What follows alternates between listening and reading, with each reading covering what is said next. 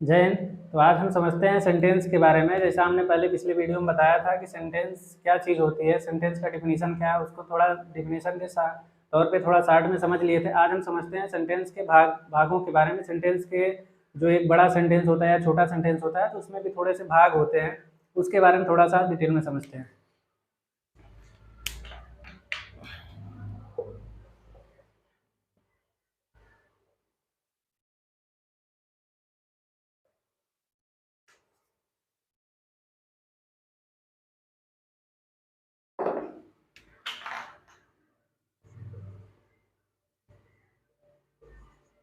Sentence जिसको वाक्य बोलते हैं। अब डिफिनीशन तो पहले ही हमने बता दिया था कि शब्दों का एक ऐसा सार्थक समूह जिसका संपूर्ण अर्थ निकलता है। Group of word which makes a complete sense is called a sentence. अभी उदाहरण के तौर पे हम पहले भी डिफिनीशन बता दिए हैं और यहाँ पे अब उसको बताने की ज़रूरत नहीं है। अब वहाँ पे हम डायरेक्ट चलते हैं उसके भागों पे। तो जो सेंटेंस होता है, सबसे पहले हम यहाँ पे ये समझ लेते हैं स्ट्रक्चर के तौर पे इसका क्या नियम होता है, जो हम अब यहाँ पे बता दें कि जो हिंदी स्ट्रक्चर होता है,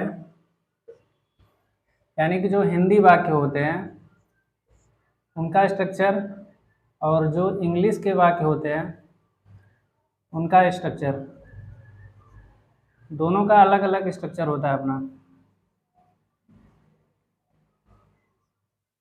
जो हिंदी वाक्य होते हैं उसमें सबसे पहले कर्ता को लिखा जाता है, उसके बाद कर्म को लिखा जाता है, उसके बाद फिर अन्य जो शब्द होते हैं जैसे समय या स्थान दिया तो वो सब लिखा जाता है, उसके बाद फिर क्रिया को लिखा जाता है। ये हिंदी वाक्यों का स्ट्रक्चर होता है। वैसे अंग्रेजी में सबसे पहले सब्जेक्ट को लिखेंगे, उसके बाद यहाँ जो क्रिया लास्ट में लिखी जाती है वो क्रिया यहाँ पे आती है, तो यहाँ वर्ब हो जाता है। उसके बाद प्लस कर्म को लिखा जाता है, अन्य शब्दों को लिखा जाता है, तो ऑब्जेक्ट या अदर वर्ड को उसके बाद में लिखते हैं।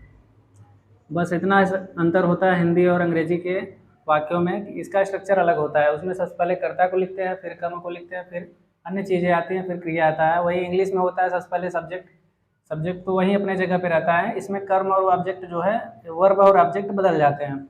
वर्ब बीच में लिखा जाता है, ऑब्जेक्ट लास्ट में। जैसे कि कोई भी यहाँ पे हम सेंटेंस लिख रहे हैं, श्याम अपना कार्य समय पर करता है, समय पर करता है। श्याम यहाँ पे करता हो गया, करने वाला जो है, सब्जेक्ट हो गया, करता है, क्रिया हो गई, क्या करता है, अपना कार्य, ऑब्जेक्ट है, और समय पर ये टाइम दिया है। तो यहाँ पे सबसे पहले कर्ता को लिखा गया है, उसके बाद ऑब्जेक्ट आया है। जो भी है ऑब्जेक्ट के अंतर्गत, या ऑब्जेक्ट नहीं भी है, अन्य शब्द हैं तो भी सबसे पहले उनको बीच में सबको लिख करके उसके बाद लास्ट में ही क्रिया लिखी जाती है। ये हिंदी का स्ट्रक्चर हुआ। यहीं अगर इसी का इंग्लिश ट्रांसलेशन होगा तो श्याम अपना कार्य समय पर करता है, Shyam does his work on time. तो यहाँ पे श्याम सब्जेक्ट है, डज क्रिया है, हिज वर्क और ऑन टाइम ये ऑब्जेक्ट और अदर वर्ड में आ गए। तो सेम उसी का एग्जाम्पल दिया है कि कर्ता कर्म प्लस क्रिया, अंग्रेजी में कर्ता क्रिया प्लस कर्म, बस इतना ही होता है। तो ठीक है, अब आगे चलते हैं। स्ट्रक्चर तो यहाँ पे इस तरीके से नॉर्मल सा जो था यहाँ पे, जो कि सबको पता भी होगा शायद। अब आगे चलते हैं। इसके दो भाग होते हैं मुख्यतः। सबसे पहले सब्जेक्ट आता है, उसके बाद दूसरा भाग होता है प्रेडिकेट। इसको विधेय बोलते हैं, इसको उद्देश्य या कर्म कर्ता बोलते हैं। जैसे सेंटेंस है इंग्लिश का, दे वेंट, सब्जेक्ट है, वर्ब है। तो इसका पहला भाग ये सब्जेक्ट हो गया। सब्जेक्ट को छोड़ करके वाक्य का शेष भाग जो बचेगा वो प्रेडिकेट कहलाएगा। ये हो गया प्रेडिकेट। और दूसरा एग्जांपल, जैसे he writes a letter, he subject हो गया। सब्जेक्ट को छोड़ करके वाक्य का जो शेष भाग वर्ब से लेकर के जितना भी इधर होता है अदर वर्ड तक जो भी आए आगे, सब प्रेडिकेट। और भी जैसे राम इज स्लीपिंग नाउ,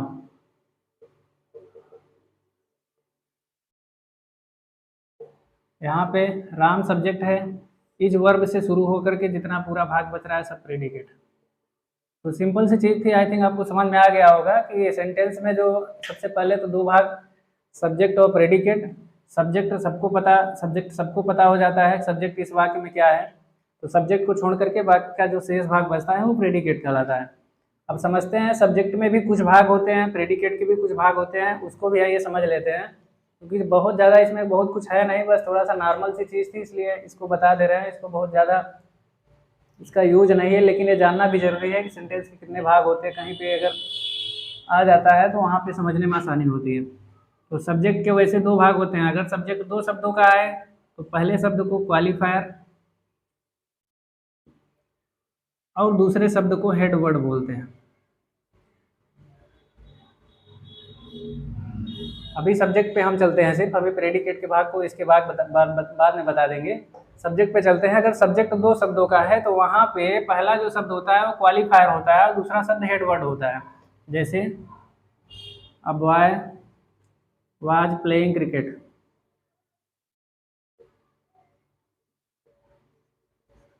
यहाँ पे हमने एक सेंटेंस लिखा a boy was playing cricket, तो अ बॉय यहाँ पे सब्जेक्ट दो शब्दों का है, एक शब्द ये हुआ एक शब्द ये हुआ। हम पहले बता दिए ए और आई जो ऐसे शब्द होते हैं, ऐसे लेटर होते हैं जो कि एक वर्ड भी होते हैं। ए माने ए का मतलब हुआ एक और आई का मतलब हुआ मैं, तो यहाँ पे ए भी एक वर्ड है और बॉय दूसरा तो एक वर्ड है ही है। तो यहाँ पे सब्जेक्ट दो शब्दों का है तो यहाँ पे जो पहला शब्द होगा वो क्वालिफायर कहा जाएगा, तो यहाँ पे ए को हम क्वालिफायर बोलेंगे और बी हेड वर्ड है। हेड वर्ड का मतलब मुख्य शब्द, मतलब बॉय ना होता तो ये भी नहीं आता, मतलब मेन लड़का ही है, तो यहाँ पे जो मुख्य शब्द है वो लड़का है, तो इसको हेड वर्ड बोलते हैं। और वहां से जो वाज से जो क्रिया से शुरू हो रहा है पूरा भाग है तो प्रेडिकेट है। और जैसे my friend give me a pen, यहाँ पे एक sentence my friend give me a pen, तो यहाँ पे सेंटेंस है, तो यहाँ पर भी देखिए मेरे मित्र ने मुझे एक पेन दिया, तो माई फ्रेंड, यहाँ भी सब्जेक्ट दो शब्दों का है माई और फ्रेंड, तो माई हो जाएगा क्वालिफायर, क्वालिफायर, फ्रेंड हो जाएगा हेडवर्ड। मेन शब्द तो फ्रेंड ही है, उसी के लिए माई का यूज हुआ है।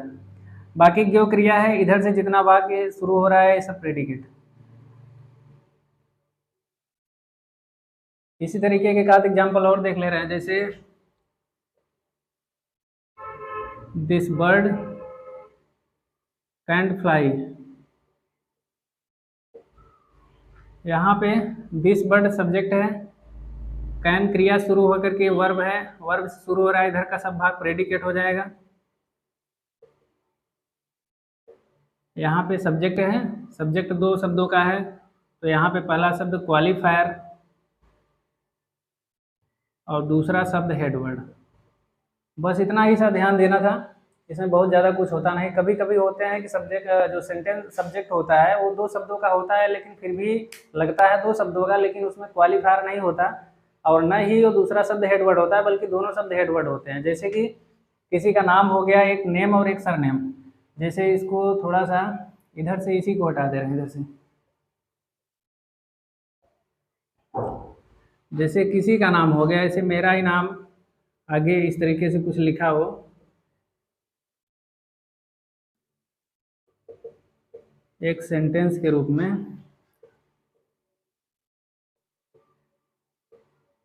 इस तरीके का कुछ, तो कोई भी सेंटेंस हो, तो यहाँ पे देखिए जो यहाँ पे नाम लिखा गया है पूरा नाम एक ही है, लेकिन लगने में दो वर्ड है, लेकिन ये पूरा नाम मिलकर के एक ही नाम हुआ, एक नेम हो गया एक सरनेम हो गया। तो इसमें नहीं देखेंगे कि पहला वर्ड एक क्वालिफायर हो गया और ये दूसरा शब्द हेड वर्ड हो गया, ऐसा कुछ इसमें नहीं होगा, क्योंकि ये तो नाम है, नाम दो शब्दों का भी हो सकता है, तीन शब्दों का भी हो सकता है, तो उसके लिए छोड़ करके अलग अलग शब्द तो नहीं है, मतलब ये अलग अलग नहीं है, दोनों दोनों को मिल करके एक वर्ड बना हुआ है।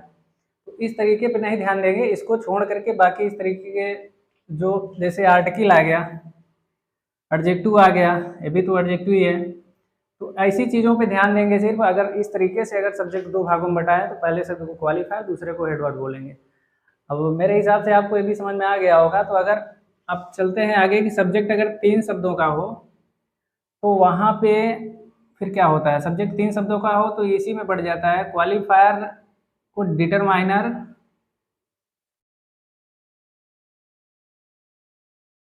स्पेलिंग नहीं दिख रही होगी, डिटरमाइनर और दूसरे शब्द को एडजेक्टिव। दूसरा शब्द एडजेक्टिव हो जाता है।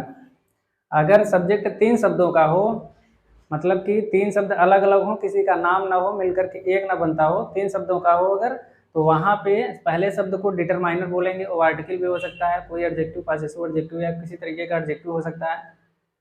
और दूसरा शब्द एडजेक्टिव होगा जो नाउन की विशेषता बताएगा। ये डिटरमाइनर जो आगे एडजेक्टिव आएगा वो भी एक तरीके का एडजेक्टिव ही होता है। और उसके बाद फिर एक एडजेक्टिव आएगा, उसके बाद फिर हेड वर्ड आता है, इस तरीके से। जैसे एक एग्जांपल यहाँ की, माई बेस्ट फ्रेंड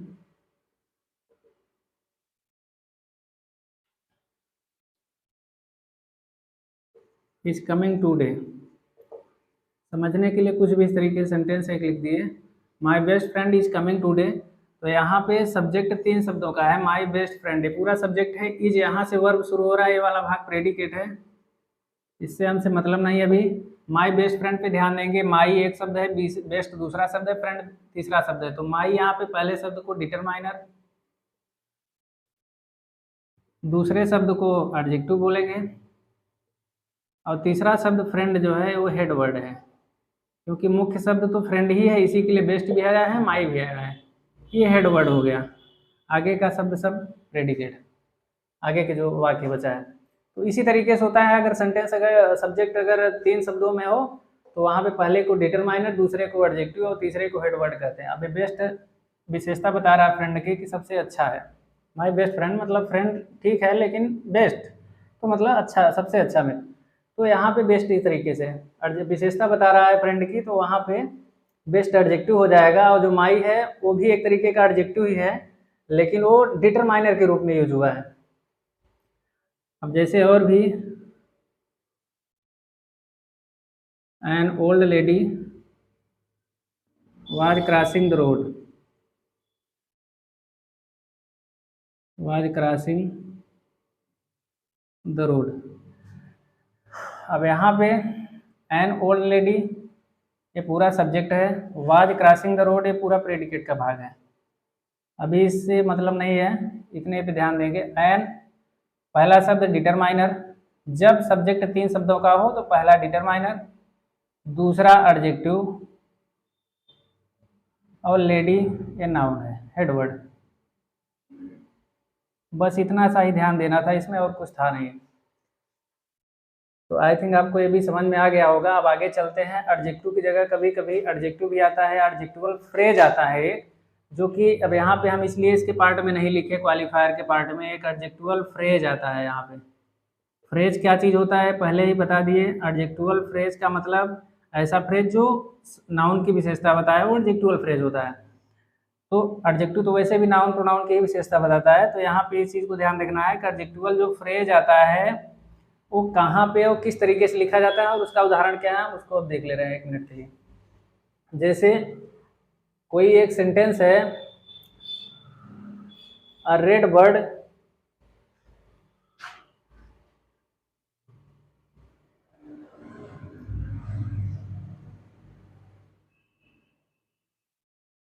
या कोई दूसरा ही शब्द, a a small boy in the corner is very poor. इस तरीके का कोई सेंटेंस लिखा है, small boy in the corner is very poor. तो यहाँ पे सब्जेक्ट कहाँ तक है, सब्जेक्ट इन द कॉर्नर तक है, ये पूरा सब्जेक्ट है।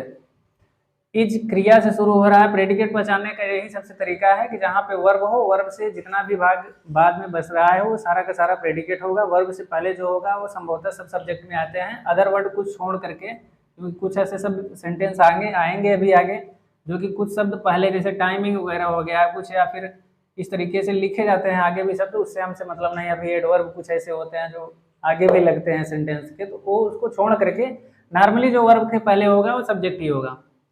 तो यहाँ पे इज वेरी पुअर, ये हो गया पूरा इधर का भाग प्रेडिकेट, और small boy in the corner ये पूरा सब्जेक्ट है।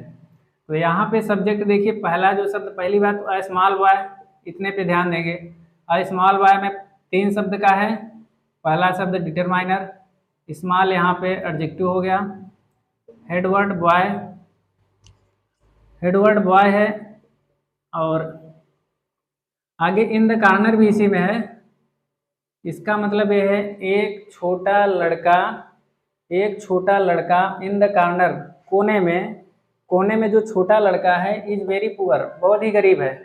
अ small boy in the corner is very poor, तो यहाँ पे अ small boy in the corner है, जो इन द कॉर्नर है वो भी कहीं ना कहीं लड़के की ही विशेषता बता रहा है, लड़का कोने में है इस वक्त। अ small boy in the corner मतलब कोने में जो लड़का है, या कोने में बैठा हुआ लड़का, किसी तरीके से इसका भाव निकाले, मतलब कोने में जो लड़का है वह बहुत गरीब है। तो small boy in the corner is very poor. तो यहाँ जो इन द कॉर्नर ये जो फ्रेज है, फ्रेज किसे कहते हैं वो हमको यहाँ पे बताने की जरूरत नहीं है। 2 या 2 से अधिक शब्दों का समूह जो कि कुछ न कुछ अर्थ निकालता हो, उसी को फ्रेज कहते हैं। तो इन द कॉर्नर का मतलब कोने में, तो इसका एक फ्रेज है, इसी बॉय की विशेषता बता रहा है कि लड़का कोने में है। तो इस तरीके से फ्रेज तो हुआ ही, और ये एडजेक्टिवल फ्रेज होगा क्योंकि इस बॉय की विशेषता बता रहा है, तो इसको हम एडजेक्टिवल फ्रेज बोलेंगे। तो यहाँ पे ध्यान देना है कि कभी कभी जब सब्जेक्ट लंबा हो जाता है, 3 शब्दों का हो, तो उसमें साफ साफ समझ में आता है कि पहला शब्द डिटरमाइनर होगा, दूसरा शब्द एडजेक्टिव, तीसरा हेड वर्ड होगा। और अगर उसी में एडजेक्टिवल फ्रेज आ जाता है तो इसको ध्यान देना है हमेशा हमेशा के लिए कि जो एडजेक्टिवल फ्रेज होता है वो मुख्य कर्ता, जो मुख्य कर्ता है, मुख्य कर्ता मतलब बॉय है, तो बॉय के बाद में लिखा जाता है। अगर एडजेक्टिव है तो बॉय के पहले लिखेंगे, जैसे ये सीधा, तो सीधा सीधा एक एडजेक्टिव एक वर्ड था, तो हमने इसको बॉय के पहले रखा। अब यहाँ पे जब एडजेक्टिवल फ्रेज जब भी आएगा तो एडजेक्टिवल फ्रेज जो मुख्य कर्ता हेड वर्ड होता है उसके बाद लिखा जाता है। जैसे 1-2 एग्जाम्पल और यहाँ पे कि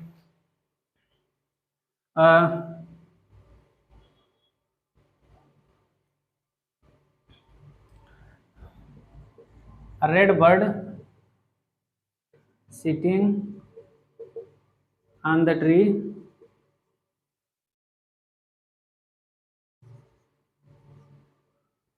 फ्लू अवे, इस तरीके से कुछ सेंटेंस है। A red bird sitting on the tree flew away, तो फ्लू यहाँ से फ्लू मतलब उड़ गई, तो फ्लू अवे यहाँ पे वर्ब है, तो वर्ब से शुरू हो रहा है, तो ये सब बात प्रेडिकेट हो जाएगा, यहाँ तक पूरा सब्जेक्ट है। A red bird sitting on the tree, a red bird में सबसे पहले देखेंगे अ रेड बर्ड, ये यहाँ पे हो गया डिटरमाइनर, ए की जगह द भी आ सकता है, मतलब एक एग्जांपल दे रहे हैं, द भी आ सकता है, माई भी आ सकता है, हिज भी आ सकता है, योर भी आ सकता है, अभी आगे बता रहे हैं एग्जांपल उसका भी। ए यहाँ पे डिटरमाइनर, रेड यहाँ पे एडजेक्टिव, बर्ड यहाँ पे हेडवर्ड है जिसके बारे में है सारी बातें हैं। सिटिंग ऑन द ट्री, पेड़ पे बैठी हुई, तो सिटिंग ऑन द ट्री इसका मतलब हुआ, सिटिंग ऑन द ट्री मतलब पेड़ पे बैठी हुई, तो ये हो गया एडजेक्टिवल फ्रेज। फ्रेज तो है इसकी इसलिए कि 2 या 2 से अधिक शब्दों का समूह है और इसका अर्थ निकल रहा है, इसलिए इसको फ्रेज बोलेंगे। और एडजेक्टिव इसलिए हुआ क्योंकि ये बर्ड की विशेषता बता रहा है कि एक लाल चिड़िया जो कि पेड़ पे बैठी थी उड़ गई।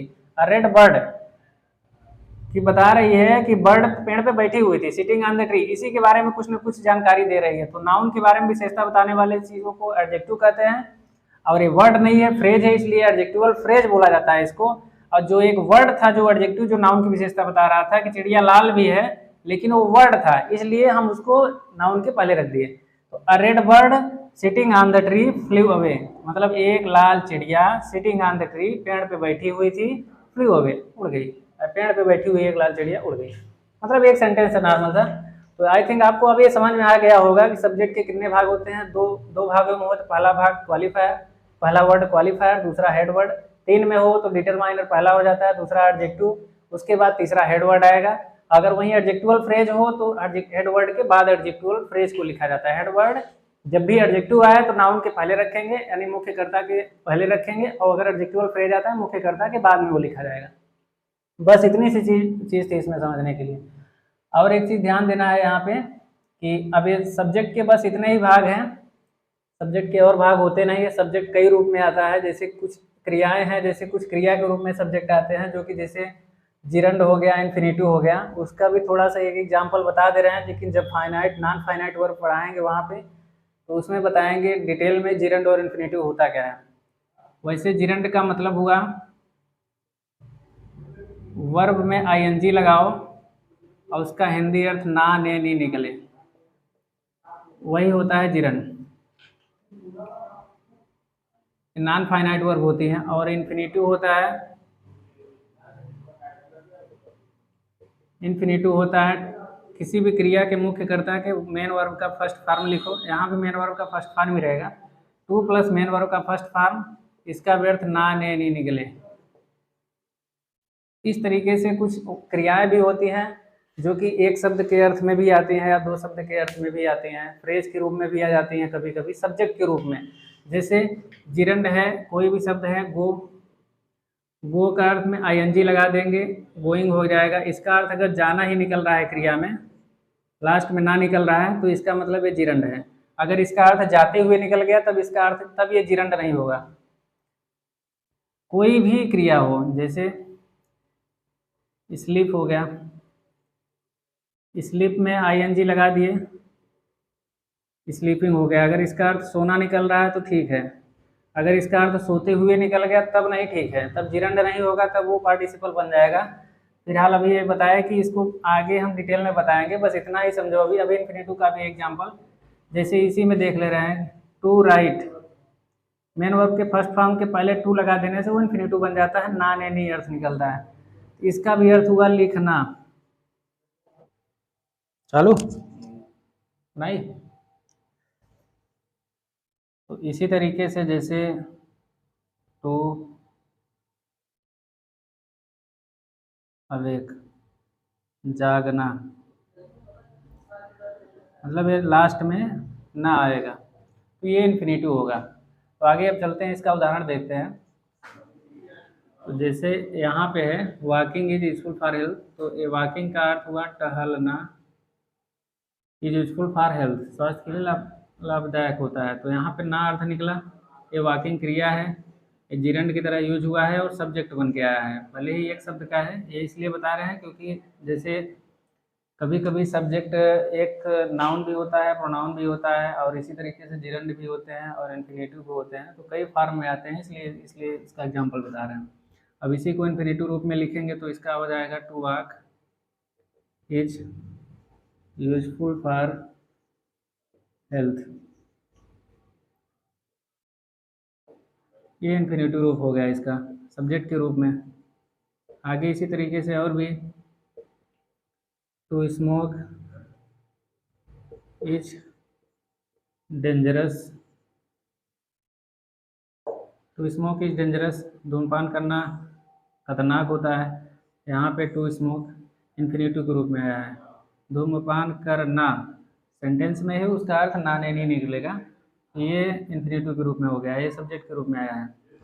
तो इसी तरीके से होते हैं। इसी तरीके से आगे और भी बता रहे हैं एग्जाम्पल की, कुछ और भी क्रियाएं होती हैं जो इसके एग्जाम्पल में समझ सकते हैं। अब आगे हम चलते हैं, देयर और इट। देयर और इट भी सब्जेक्ट के रूप में आते हैं। यहाँ पे सिर्फ एग्जाम्पल के तौर पे इसको बता दे रहे हैं, क्योंकि देयर और इट का प्रयोग है, ऐसा भी इनका जब प्रयोग अलग से बताएंगे तो वहाँ पे इसमें इसकी डिटेल में चलेंगे। यहाँ पे सिर्फ हम इतना देखेंगे कि सब्जेक्ट के रूप में ये सब भी चीज़ आते हैं, इसलिए बता रहे हैं। There is a little water in the glass,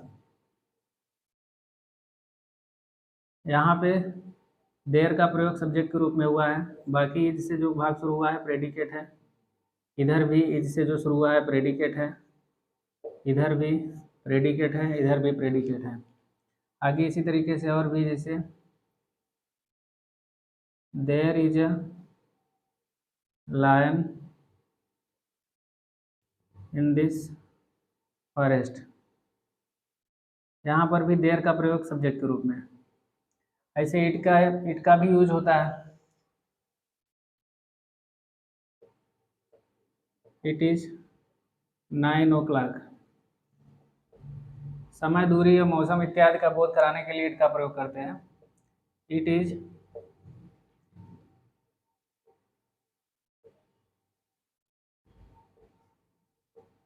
25 मार्च। तो ये इसी तरीके से होता है, यहाँ पे एट सब्जेक्ट के रूप में आया है, एक ही शब्द के रूप में आया लेकिन ये सब्जेक्ट के रूप में आया। तो ये इसलिए बताया क्योंकि सब्जेक्ट के हमने बताया पहले कि सब्जेक्ट एक शब्दों का होगा, तो वहाँ पे नाउन भी हो सकता है, प्रोनाउन भी हो सकता है, कभी कभी जिरंद और इन्फिनेटिव भी हो सकता है, देयर और इट भी हो सकता है। सब्जेक्ट दो शब्दों का होगा तो पहला शब्द क्वालिफायर, दूसरा हेडवर्ड होगा। तीन शब्दों का होगा तो डिटरमाइनर, एडजेक्टिव और उसके बाद फिर हेडवर्ड आएगा। अगर एडजेक्टिवल फ्रेज आ रहा है तो हेडवर्ड मुख्यकर्ता के बाद में एडजेक्टिवल फ्रेज लिखा जाएगा, जो उदाहरण हम पहले बता दिए। तो आई थिंक आपको ये समझ में आया होगा। अब चलते हैं प्रेडिकेट के भाग के बारे में। प्रेडिकेट के में थोड़ा सा समझ लेते हैं उसको। प्रेडिकेट क्या होता है, इतना तो बता दिए। प्रेडिकेट वर्ब से शुरू होता है, सब्जेक्ट को छोड़ करके वाक्य का शेष भाग सब प्रेडिकेट कहा जाता है।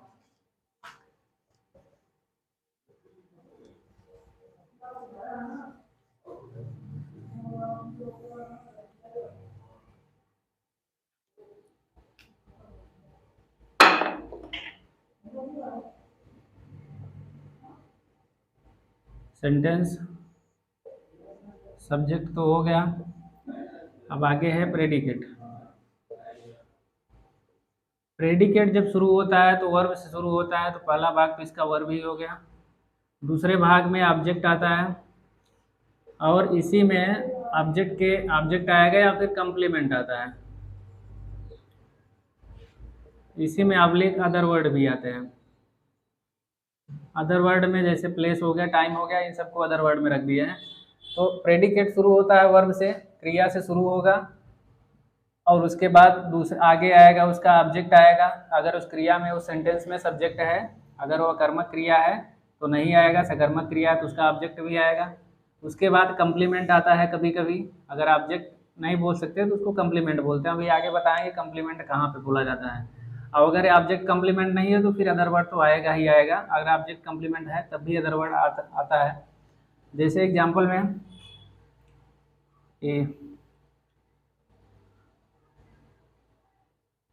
he gave me a book।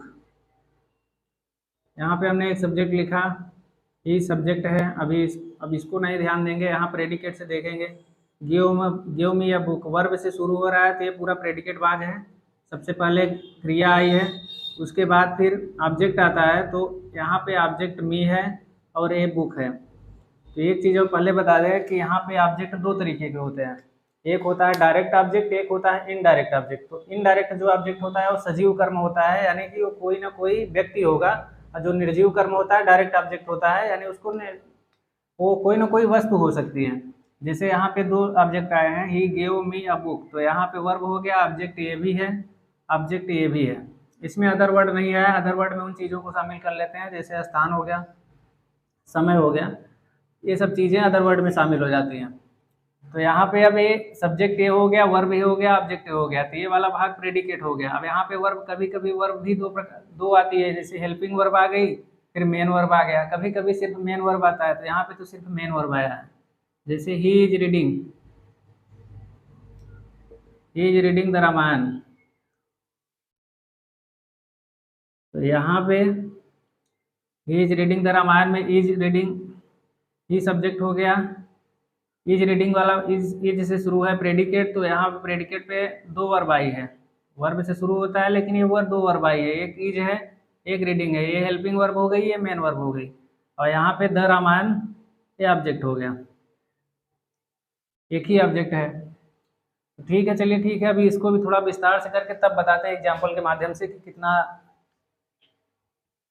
कौन कौन से ऑब्जेक्ट आते हैं, फिर और कंप्लीमेंट और ऑब्जेक्ट में क्या अंतर होता है। इसको अभी ये एग्जाम्पल यहाँ से हटा दे रहे हैं पूरी तरह से।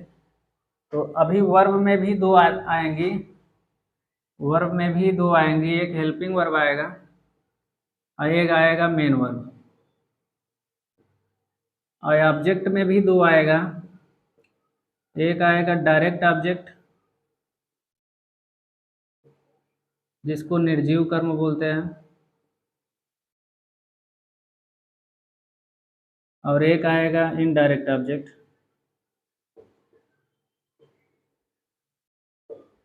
जिसको सजीव कर्म बोलते हैं। और ये कंप्लीमेंट और अदर वर्ड तो है ही। तो जैसे अब यहाँ पे हम एक एग्जांपल लिए कि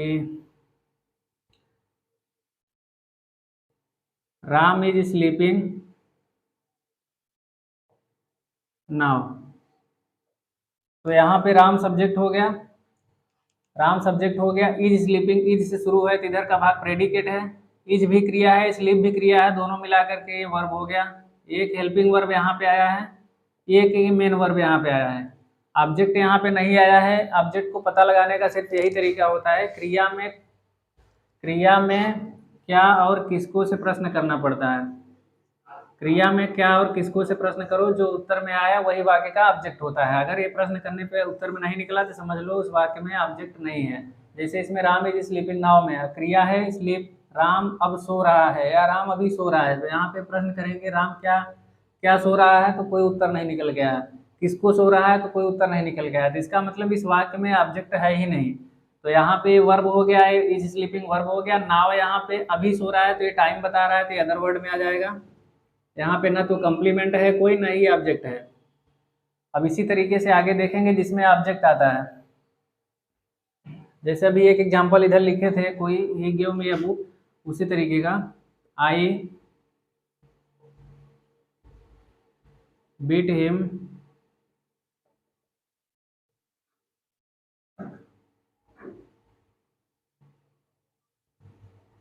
यस्टरडे।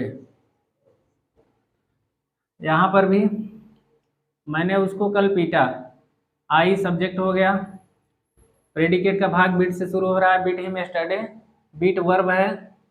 अब मैंने उसको कल पीटा, तो मैंने क्या पीटा, शायद आंसर सही नहीं आ रहा है, किसको पीटा, तो उसको पीटा। किसको से प्रश्न करने पे निकला है तो एक ऑब्जेक्ट यहाँ पे मिला। अब यस्टरडे तो टाइम बता रहा है तो जाहिर सी बात है अदर वर्ड में आ गया। इसी तरीके से एग्जाम्पल के साथ समझाते जा रहे हैं, इसको हटा दे रहे हैं, अब इसका कोई काम नहीं है, सिर्फ समझने के लिए बनाए थे। अब जैसे आगे एग्जाम्पल है जिसमें Sita wrote a letter to her friend. Sita ने अपने मित्र को एक पत्र लिखा, तो यहाँ पे सीता सब्जेक्ट हुआ, और सब्जेक्ट का भी बता दें, सब्जेक्ट कौन से प्रश्न करने पे, क्रिया में कौन से प्रश्न करने पे ज़्यादातर करके अक्सर सब्जेक्ट मिलता है, या सब्जेक्ट को पहचानने का और भी तरीका होता है। जैसे कोई अगर देयर आ गया, इट आ गया, वर्ब के पहले आया है, या जिसके बारे में बात किया जा रहा है, क्योंकि सब्जेक्ट अगर कोई कार्य करने वाला होगा, कोई सजीव चीज़ होगा, तब तो कौन से प्रश्न करने पे सब्जेक्ट मिल जाएगा। लेकिन कभी कभी इट का प्रयोग है, देयर का प्रयोग है, या कभी जैसे अभी बताया जिरंड और इन्फिनिटिव भी सब्जेक्ट के तौर पर आ जाते हैं, तो वहाँ पे फिर कौन से प्रश्न करने पे सटीक आंसर नहीं निकलेगा। तो सब्जेक्ट को पहचानना चाहिए। सब्जेक्ट को ज़्यादातर पहचानने का तरीका यही है, नॉर्मल एक सेंटेंस में क्रिया में कौन से प्रश्न करो, क्रिया में कौन से प्रश्न करो, जो उत्तर निकल के आए वो सब्जेक्ट है, और क्रिया में क्या और किसको से प्रश्न करो, जो उत्तर निकल के आए वो ऑब्जेक्ट है। क्या और किसको से, अगर क्या से प्रश्न करने पे उत्तर निकल रहा है तो इसका मतलब वो निर्जीव कर्म है। निर्जीव कर्म है मतलब वो डायरेक्ट ऑब्जेक्ट है। ऑब्जेक्ट भी दो तरीके का भी बताया, डायरेक्ट ऑब्जेक्ट, इनडायरेक्ट ऑब्जेक्ट। तो अगर क्या से प्रश्न करने पे जो आंसर निकल के आया तो वो डायरेक्ट ऑब्जेक्ट होगा, जिसको निर्जीव कर्म बोलेंगे। और किसको से प्रश्न करने पे जो आंसर निकल के आया वो इनडायरेक्ट ऑब्जेक्ट होगा, यानी सजीव कर्म। जो किसको वाला आंसर होगा वो सजीव ही होगा, यानी कोई व्यक्ति होगा। जैसे यहाँ Sita wrote a letter to her friend, Sita ने अपने मित्र को एक पत्र लिखा, तो सीता यहाँ कौन लिखा, सीता, ये सब्जेक्ट हो गया। सब्जेक्ट को अभी हटा दिए, यहाँ से प्रेडिकेट का भाग शुरू हो रहा है, राइट रोट रिटर्न, तो यहाँ से वर्ब है, वर्ब से शुरू हो रहा है, तो वर्ब यहाँ पे मेन वर्ब आया है, हेल्पिंग वर्ब नहीं आई है, एक ही क्रिया है। आगे बढ़ते हैं, वर्ब के बाद ऑब्जेक्ट आता है। इसी में प्रश्न लिखेंगे, सीता ने क्या लिखा, क्या लिखा, एक पत्र लिखा। जो एक पत्र है वो ऑब्जेक्ट तो है, लेकिन कौन सा ऑब्जेक्ट है, निर्जीव कर्म। पत्र तो निर्जीव ही होता है, तो ये निर्जीव कर्म हुआ, तो डायरेक्ट ऑब्जेक्ट हमको मिल गया यहाँ पे। अब आगे प्रश्न करेंगे, किसी क्रिया में किसको लिखा, अपने मित्र को लिखा, तो ये हर फ्रेंड इसका ये इनडायरेक्ट ऑब्जेक्ट हो गया, ये सजीव कर्म है। क्रिया में क्या से प्रश्न करो, जो उत्तर निकल के आया वो निर्जीव कर्म, किसको से प्रश्न करो, जो उत्तर निकल के आया वो सजीव कर्म। अब अगर कुछ आंसर नहीं निकल के आया तो यही मान लो कुछ उसमें ऑब्जेक्ट है ही नहीं उस वाक्य में। जैसे और भी एग्जांपल इसी तरीके से,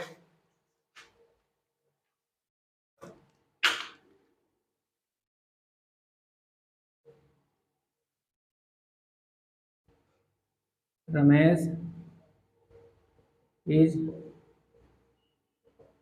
eating food. Ramesh is eating food. Ramesh कौन? रमेश खाना खा रहा है, तो रमेश कौन खा रहा है? रमेश खा रहा है। सब्जेक्ट कौन क्रिया में? एक क्रिया है खा रहा है, यहाँ पे इसका निकला खा रहा है। इसी में प्रश्न करेंगे कौन खा रहा है? रमेश। सब्जेक्ट कौन से जो उत्तर निकला वो सब्जेक्ट हो गया, तो यहाँ पे रमेश सब्जेक्ट हो गया। अब इसको छोड़ देंगे। प्रेडिकेट के भाग वर्ब से शुरू हो रहा है, इज और ईटिंग, हेल्पिंग वर्ब आई है, फिर मेन वर्ब आई है। उसके बाद फिर ऑब्जेक्ट देखेंगे इसी में क्या और किसको से प्रश्न करेंगे। क्या खा रहा है? खाना खा रहा है। तो क्या से प्रश्न करने पे जो निकल के आया उत्तर वो निर्जीव कर्म यानी डायरेक्ट ऑब्जेक्ट, ये निर्जीव कर्म है। किसको खा रहा है? तो कोई इंसान, किसी इंसान को या किसी सजीव चीज को तो खा नहीं रहा है। जो किसको से प्रश्न करने पे आएगा वो यहाँ पे मतलब कि कोई व्यक्ति ही होगा। जो क्या से प्रश्न करने पे आएगा वो इस तरीके से निर्जीव कर्म हो जाएगा। तो आई थिंक आपको ये समझ में आया होगा। इसमें बहुत ज़्यादा कुछ था नहीं। अब आगे चल देते हैं, देखते हैं कि कभी कभी जैसे हमने बताया कि ऑब्जेक्ट नहीं आता है लेकिन वहाँ पे कम्प्लीमेंट आता है। तो कुछ क्रियाएं ऐसी हैं जिसके बाद हमें कह सकते हैं कि वो ऑब्जेक्ट नहीं बल्कि कम्प्लीमेंट है।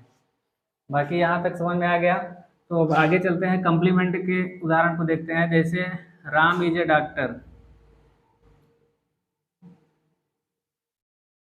तो इज जो एक क्रिया आई है, अब यहाँ पे ये हेल्पिंग वर्ब नहीं है।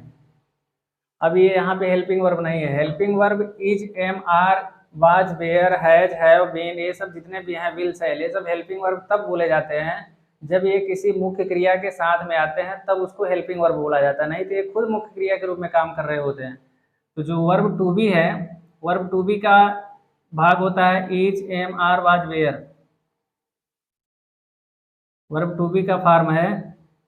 तो इन फार्मों के बाद अगर ये वर्ब टू बी अगर मुख्य क्रिया के रूप में आई हो और उसके साथ, कहने का मतलब कोई दूसरी क्रिया ना हो, ये खुद मुख्य क्रिया बन के आई हो, तो उसके बाद जो भी ऑब्जेक्ट या क्या से प्रश्न करने पर जो भी उत्तर आता है वो ऑब्जेक्ट नहीं बल्कि उसको कंप्लीमेंट बोला जाता है। और इन क्रियाओं को लिंकिंग वर्ब बोलते हैं। ये जो वर्ब टू बी है उस वक्त इसको लिंकिंग वर्ब बोला जाता है। जैसे राम इज ए डॉक्टर, तो राम एक सजीव कर्म है, मतलब ये सब्जेक्ट है, कोई सजीव आदमी है, फिर है डॉक्टर।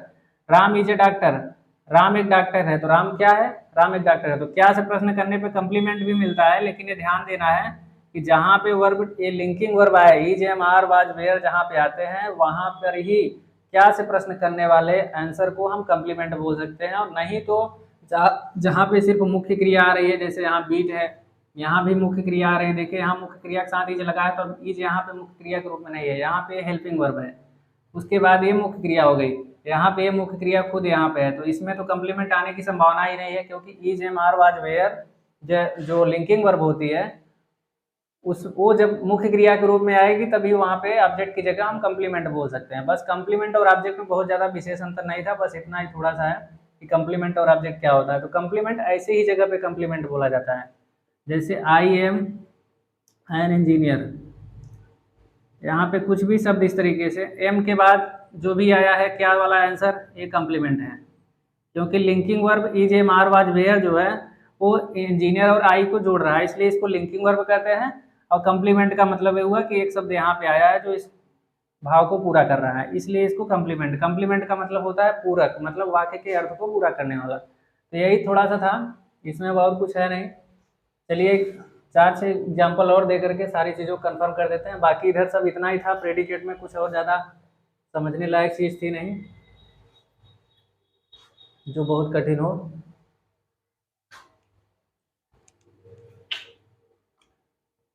जैसे the boy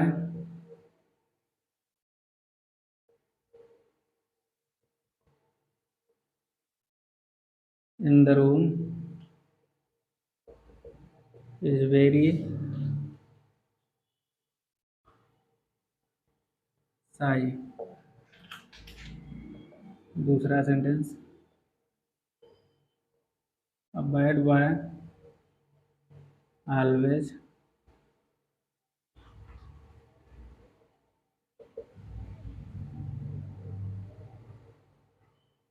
always respect the always bad boy always respects the elder। तीसरा, the sun rises in the east.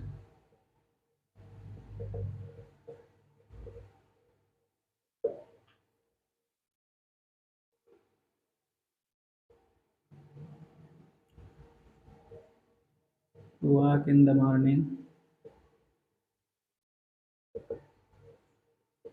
is very useful for health। पाँचवा,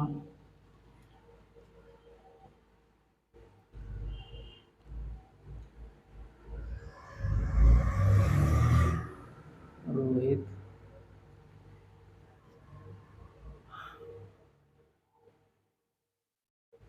give me a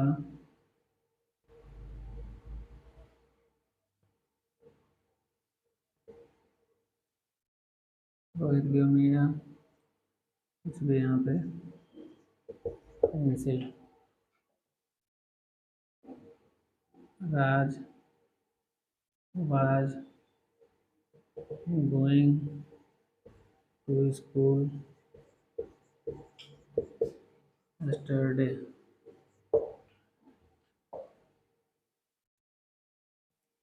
I was praying to God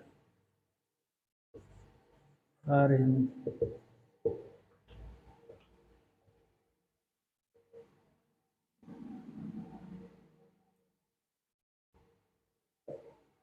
So error is human।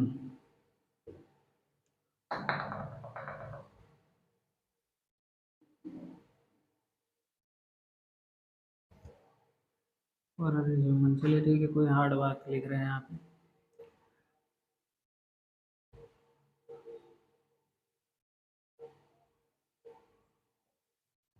Always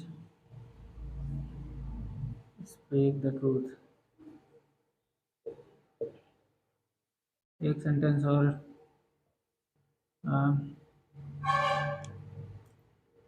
an old man in the corner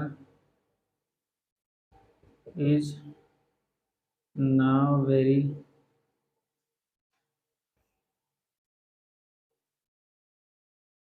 ill। इस तरीके का कोई भी। तो चलिए देखते हैं एक एक करके। The boy in the room is very शाई। द बॉय सब्जेक्ट दो भाग में आया है। पहला भाग, पहला शब्द क्वालिफायर, दूसरा मेन वर्ड या हेड वर्ड। पहला क्वालिफायर, जब सब्जेक्ट दो शब्दों का है तो पहला क्वालिफायर, दूसरा head word. Qualifier, head word. आगे इन द रूम, कमरे में। कमरे में जो लड़का है इज वेरी शाई, बहुत सर मिला है, तो the boy in the room is very शाई। तो यहाँ पे इन द रूम फ्रेज है। कौन सा फ्रेज है? बॉय की विशेषता बता रहती है, एडजेक्टिवल फ्रेज है। मुख्य कर्ता के बाद हमने लिखा है, बॉय के बाद ही लिखा जाएगा। यहाँ पे भले ही एडजेक्टिव आए ना है, इस तरीके से। The boy in the room is very शाई। इज से जो भाग शुरू हुआ है वो प्रेडिकेट का भाग है। यहाँ पे इज एक मुख्य क्रिया के रूप में आई है, मुख्य क्रिया के रूप में आया है, तो यहाँ वेरी शाई को कम्प्लीमेंट भी आप बोल सकते हो, कोई दिक्कत नहीं है। तो ये इज यहाँ पे मुख्य क्रिया के रूप में आई है, वर्ब हो गया, और बाकी ये क्या है? वेरी शाई, बहुत सर मिला। तो यहाँ पे कम्प्लीमेंट समझो इसको। आगे दूसरा sentence, a bad boy always disrespect the Elder. A bad boy, यहाँ पे तीन शब्द का है। पहला शब्द डिटरमाइनर, दूसरा शब्द एडजेक्टिव, तीसरा शब्द हेड वर्ड। उसके बाद फिर ऑलवेज एडवर्ब है, फिलहाल यहाँ पे आया है। उसके बाद सब्जेक्ट, ऑलवेज को इसमें नहीं रखेंगे क्योंकि सब्जेक्ट का भाग यहीं तक खत्म हो जाता है, ऑलवेज इसमें सम्मिलित नहीं होगा। ये डिटरमाइनर, एडजेक्टिव, एडवर्ड, उसके बाद जो आता है सब ऑलवेज से लेकर के सबको इसमें जोड़ देंगे प्रेडिकेट में। यहाँ पे वर्ब है, मेन प्रेडिकेट यहाँ से शुरू हो रहा है, उसके बाद द एल्डर, यहाँ पे ऑब्जेक्ट है। आगे है the sun rises in the east. The sun दो शब्दों का आया है, सब्जेक्ट दो शब्दों का है। पहला शब्द क्वालिफायर, दूसरा हेडवर्ड। राइजेज वर्ब है, वर्ब से प्रेडिकेट शुरू हुआ, इधर सब प्रेडिकेट है। In is in the west, in the east, ये ऑब्जेक्ट नहीं है। क्या किसको से प्रश्न करने पे कुछ आंसर नहीं निकलेगा, ये सब अदर वर्ड में आएंगे।